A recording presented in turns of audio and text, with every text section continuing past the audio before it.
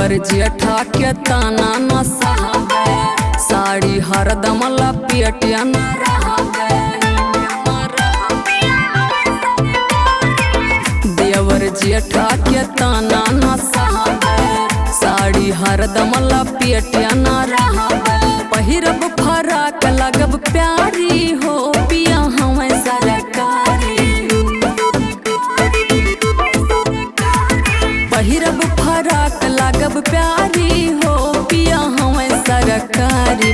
साहब ना ननदो के गारी हो, पिया हमें सरकारी। साहब ना ननदो के गारी हो, पिया हमें सरकारी।